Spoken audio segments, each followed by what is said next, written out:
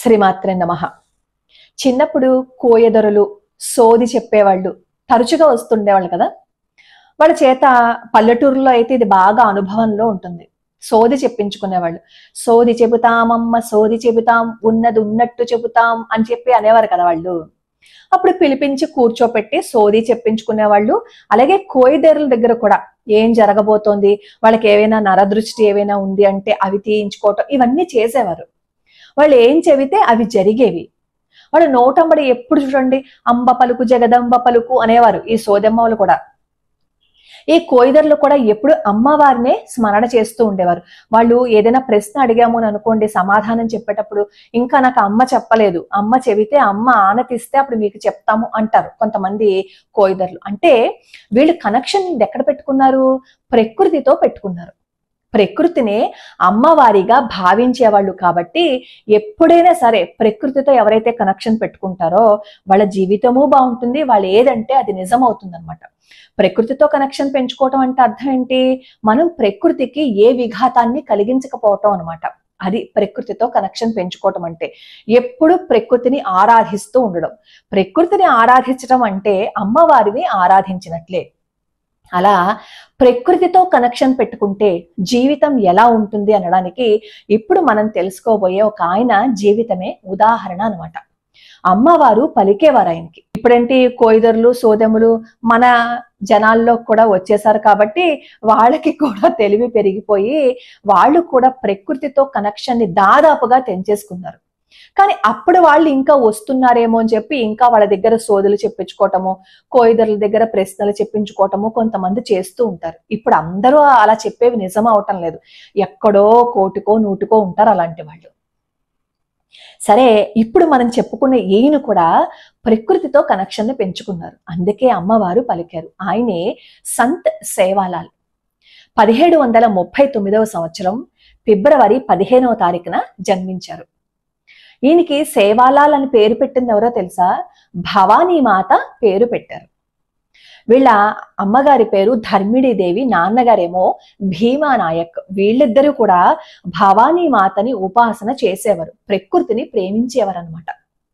చిన్నప్పటి నుంచి సేవాలాళ్ళు గోవులని పెంచటం, గోవులని పాలించటం, గోవులని అడవులకేమో మేతకు తీసుకువెళ్ళడం, భగవద్ధ్యాసలో ఉండడము, ఎప్పుడు అమ్మవారినే స్మరణ చేయటం, ఇవి తప్ప ఇంకేది తెలియదనమాట సేవాలాల్కి. ఒక రోజు ఏమవుతుంది అంటే అప్పటికి ఇంకా ఈ సేవాలాల్ వయస్సు 6 ఏళ్ళో 7 ఏళ్ళో ఉంటాయి.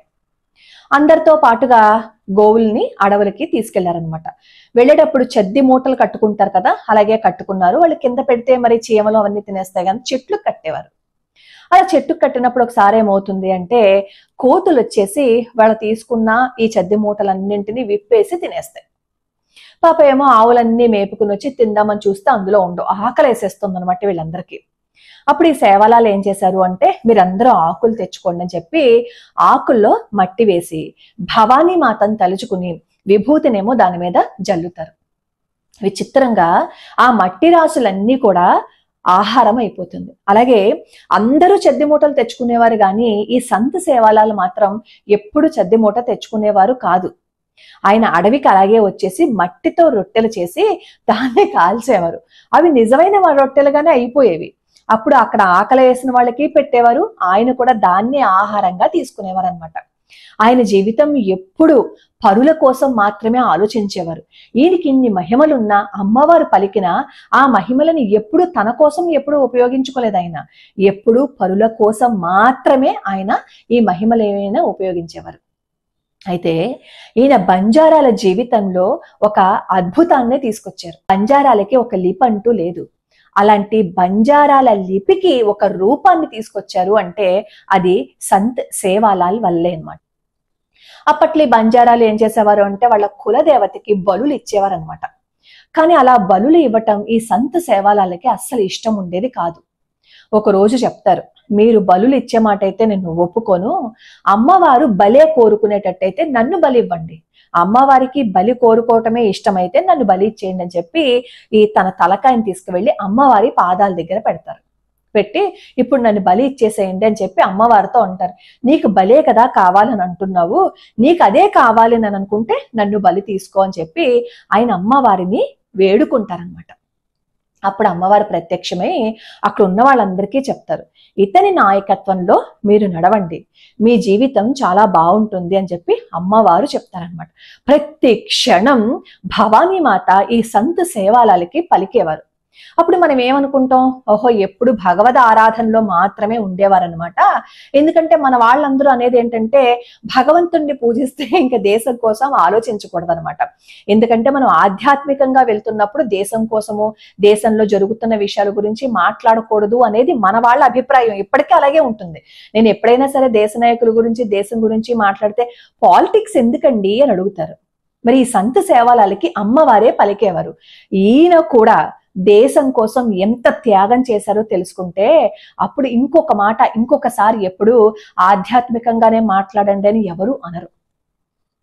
ఇలా సంత్ సేవాలాలు అక్కడ ఆ బంజారాల జీవితాన్ని ఎంత అద్భుతంగా మలిచారు అంటే, ప్రతి క్షణం ఆయన ఏం చెప్పారు అంటే, అహింసని మీరు పాటించండి, ఏ జీవిని హింసించద్దు, మద్యం తాగద్దు, మాంసం తినద్దు, అబద్ధాలు చెప్పద్దు, మనకి ప్రాణం మీదకి వచ్చినా సరే అబద్ధాలు చెప్పద్దు, అడవికి దూరంగా ఉండకండి, అంటే ప్రకృతికి దూరంగా ఉండకండి. అలా ఆయన ఎన్ని మంచి మాటలు చెప్పి ఈ బంజారాల్ని ఒక గాడిలో పెట్టారు. అప్పట్లో ఈ సేవాలాల్ గారు పుట్టినప్పుడు పరిస్థితులు ఎలా ఉండేవి అంటే, పరాయి మతస్థుల యొక్క ప్రాబల్యం మనలో ఎక్కువగా ఉండేదన్నమాట. ముఖ్యంగా క్రైస్తవులు ఏం చేసేవారు అంటే, ఎక్కడైతే గిరిజనులు ఉంటారో అక్కడికి వెళ్ళి వాళ్ళ మతాన్నంతటిని వాళ్ళ మీద రుద్దేసి వాళ్ళ మతంలోకి లాగుకునే ప్రయత్నం చేసేవారు అనమాట. అలా లాక్కునే ప్రయత్నం చేస్తున్నప్పుడు పరమేశ్వరుడు గురించి, అమ్మవారి గురించి చెప్తూ ఈ బంజారాల అందరినీ కాపాడి వేరే మతంలోకి వెళ్లకుండా చేసిన మహనీయుడు ఎవరైనా ఉన్నారు అంటే ఆయన సంత్ సేవాలాల్ మహారాజ్. బంజారాల మొత్తాన్ని అసలు పరాయి మతంలోకి వెళ్లకుండా ఆయన కాపాడారు. అందుకే బ్రిటిష్ వాళ్ళకి ఈ బంజారాలంటే అప్పట్లో కోపం అనమాట. వీళ్ళని ఒక నేరగాళ్లలాగా చిత్రీకరించారు. ఎందుకంటే వాళ్ళ ఆటలు సాగలేదు, వాళ్ళ మతంలోకి రావటానికి అడ్డుగా సంత్ సేవాలాలు ఉన్నారు కాబట్టి సంత్ సేవాలాల మీద చాలా కోపాన్ని పెంచుకున్నారు. ఒకసారి ఏమవుతుంది అంటే, నిజాం పాలకుడు అనమాట, ఆ నిజాం పాలకుడు ఈ సంత్ సేవాలాల మీద ఒక కన్ను వేశాడు. ఎందుకంటే అప్పట్లో ఈ నిజాం వాళ్ళకి మనం అంటే పడేది కాదు. అందులోనూ ఏదైనా పూజలు చేసుకున్నా, మన భగవంతుని తలుచుకున్నా వాళ్ళకి అసలు ఇష్టం ఉండేది కాదనమాట. ఒకరోజు సంత్ సేవాలాలు అక్కడ భోజనం చేస్తూ ఉండగా తోటి వాళ్ళు వచ్చి చెప్తారు, ఈ రోజేమో పశువులకి గడ్డి లేదు, ఏం చెయ్యాలి, అల్లాడిపోతున్నాయి పశువులు, ఆకలితో అరిచేస్తున్నాయి అని చెప్తే అప్పుడు భవానీ మాతని ప్రార్థిస్తారనమాట. ప్రార్థిస్తే ఫలానా పొలంలోకి ఆవులను తీసుకువెళ్లి వదిలేస్తే అక్కడ ఆహారం దొరుకుతుందని చెప్పి భవానీ మాత చెప్తారు. అమ్మవారు చెప్పినట్లే ఈ సంత్ సేవాలాలు ఏం చెప్తారంటే, పశువులను తీసుకెళ్లి అక్కడ మేపండి అని చెప్తారు. వీళ్ళందరూ ఆ పొలంలో వదిలేస్తారు ఈ పశువుల్ని. తెల్లారే వరకు ఆ పశువులు ఏం చేస్తాయంటే అక్కడ మొత్తం ఉన్నదాన్ని మేసేస్తాయి. ఆ పొలం ఉన్న వాళ్ళు ఏం చేస్తారంటే, మీరేమో పశువులను వదిలేశారు అని చెప్పేసి సంత్ సేవాలాల మీద కోపం తెప్పించేసుకుని నిజాం దగ్గరికి వెళ్ళి వాళ్ళు చెప్తారనమాట, ఇదిగో ఈ సేవాలాలు ఇలా చేశాడు, మాకు చాలా బాధ కలుగుతుంది, మమ్మల్ని ఇబ్బంది పెట్టేస్తున్నాడు అని చెప్పి నైజాం పాలకుడి దగ్గరికి వెళ్ళి చెప్తే అప్పటికే ఈ నైజాం పాలకుడు సంత్ సేవాలాల మీద చాలా కోపంగా ఉంటాడనమాట. కోపంగా ఉంటే అక్కడ కొంతమంది వాళ్ళ అనుచరులు ఉంటారు కదా, ఈ సేవాలాల దగ్గరికి పంపిస్తారు. పంపించి మీరు ఒకసారి అక్కడ ఏం జరిగిందో చూసిరండి, ఆ తర్వాత మనం చర్యలు తీసుకుందామని చెప్పి చెప్తాడు. వెళ్తేనేమో అక్కడ పరిస్థితి అర్థమైపోతుంది. ఎందుకంటే సేవాలాలు ఎప్పుడు కాషాయ వస్త్రాలు కట్టుకుని ఉండేవారు. అలాగే ఈయన ఏం చెప్తే బంజారాలన్నీ పాటించేవారు అనమాట. అసలు అప్పట్లో బంజారాల జోలికి వెళ్ళాలంటే భయం. ఎందుకంటే వాళ్ళు యుద్ధంలో కూడా మంచి ప్రావీణ్యతని సంపాదించారు. వాళ్ళ యొక్క రూపం ఎంత అద్భుతంగా ఉంటుందో, వాళ్ళు ఒక్కసారి యుద్ధానికి వచ్చారు అంటే విజయం బంజారాలదే అయ్యేదనమాట. నాగసాధువులు ఎలా అయితే దేశం కోసం వాళ్ళు ప్రాణాలని త్యాగం చేశారో ఈ బంజారాలు కూడా దేశం కోసం అలాంటి త్యాగమే చేశారు. ఎన్ని చోట్లుంటుందో ఈ బంజారాలు మన దేశం కోసం చేసిన సేవ, అది చదివితే అనిపిస్తుంది దేశం కోసం అందరూ పాటుపడ్డారు, నాలాంటి వాళ్ళు తప్ప అని నాకు అనిపిస్తూ ఉంటుంది. సరే, వీళ్ళందరూ అక్కడ విషయాలు తెలుసుకుంటారు. ఈ నైజాం పాలకుడి దగ్గరికి వెళ్తారు. వెళ్ళి మీరేమో అతని జోలికి వెళ్ళొద్దు, అతను సాధువులా ఉన్నాడు, అతని జోలికి వెళ్తే మొత్తం అక్కడి నుంచి అందరూ మనకి వ్యతిరేకం అయిపోతారు, కాబట్టి అతని జోలికి వెళ్ళొద్దు అని చెప్తారు. ఎవరైనా సరే మన హిందువుల్ని పొగిడితే ఈ నైజాం వాళ్ళకి నచ్చదు. మీరు చూసేవి మీరు చూసే ఉంటారు కదా సినిమాలు అవిను. అయితే ఈ నైజాం ఏం చేస్తాడంటే పాలకుడు ఈ బంజారాలని అలాగే సంత్ సేవాలని ఎలాగైనా సరే ప్రాణాలు తీసేయాలని అనుకుంటాడు. అందుకని చెప్తాడు, సరే మనం ఏమీ పోట్లాడు పెట్టుకోవద్దు, మంచి మాటలతోటే వాళ్ళని ఏదైనా చేద్దామని చెప్పి మిఠాయి తిప్పించి ఆ మిఠాయిలో విషం కలుపుతాడు అనమాట. కలిపేసి వాళ్ళకి ఇచ్చేసి రండి, తెల్లారేసరికి వాళ్ళ పేడ విరగడైపోతుందని చెప్పి చెప్తాడు.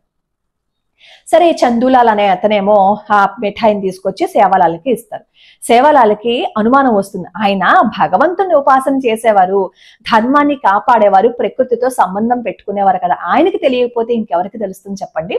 ఆయనకు వెంటనే అనుమానం వస్తుంది, అసలు భగవంతుడితో అనుబంధం పెట్టాడు అని అనుకునే కంటే కూడా మనం నైజాం ప్రభుత్వానికి వ్యతిరేకంగా చేసినప్పుడు అక్కడి నుంచి మనకి ఫరగా ఎలా వస్తుందనే కదా ఎవరైనా ఆలోచిస్తారు.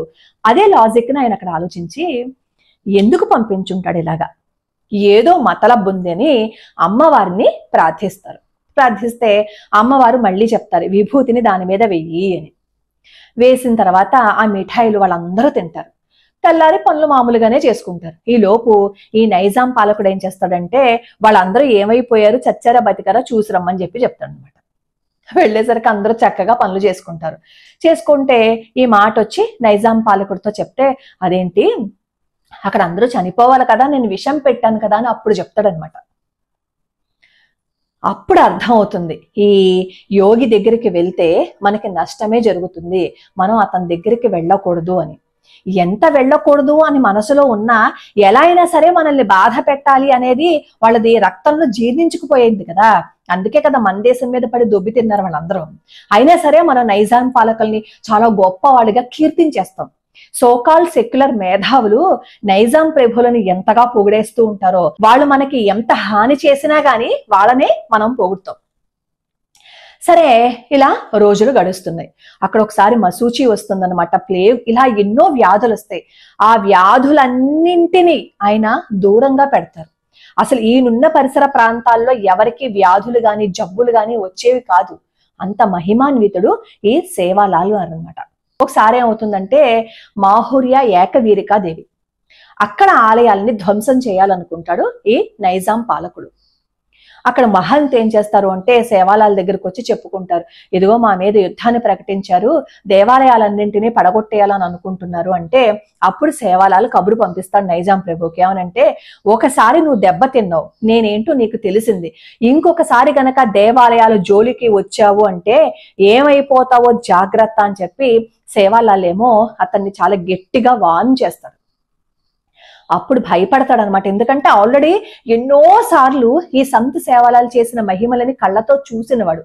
కేవలం తన ప్రాణాలని నిలబెట్టుకోవటం కోసం మాత్రమే అప్పట్లో ఈ మాహూర్లో దేవాలయాల జోలికి వెళ్ళలేదు, కానీ మన మీద ఏదో ప్రేమ కొద్దో లేదు అంటే అభిమానం కొద్దో ఆయన వెళ్ళకపోవటం కాదు. ఇలా దేశం కోసం ధర్మం కోసం ఈ సంత్ సేవాలాలు చెయ్యని పనులు అంటూ లేవు తెలుసా. సంత్ సేవాలాలకి అమ్మవారు ఎందుకు పలికేవారు చెప్పండి? ప్రకృతితో అనుబంధాన్ని పెంచుకున్నారు కాబట్టి. మనం కూడా ప్రకృతితో అనుబంధాన్ని పెంచుకుంటే మన మాటే మంత్రంగా మారిపోతుంది. ఒక ఆధ్యాత్మికవేత్త ఈ సేవాలాల్, కానీ ఆయన దేశం కోసం ప్రాణాలని వదిలిపెట్టారు, దేశం కోసం పోరాడారు. ఈయన సమాధి మందిరం ఎక్కడుంది అంటే మనోరా తాలూకా, వాషిం డిస్ట్రిక్ట్ ఆఫ్ మహారాష్ట్ర, పొహరాదేవి దగ్గర బంజారాల్ని మతం మార్చే ప్రయత్నం చేస్తూ ఉంటే వాళ్ళందరినీ మన హిందూ ధర్మంలోనే ఉండేటట్లుగా చేసిన మహానుభావుడు ఈ సేవాలాల్. ఈ సేవాలాల్ గారి పుట్టినరోజు ఈ రోజు. ఆయన గురించి కొంచెమైనా చెప్పుకునే అవకాశం నాకు ఆయన కల్పించినందుకు నేను ఆయనకి కృతజ్ఞతలు తెలుపుకుంటున్నాను. లోకా సమస్తా సుఖినో భవంతు, సర్వే జనా సుఖినో భవంతు.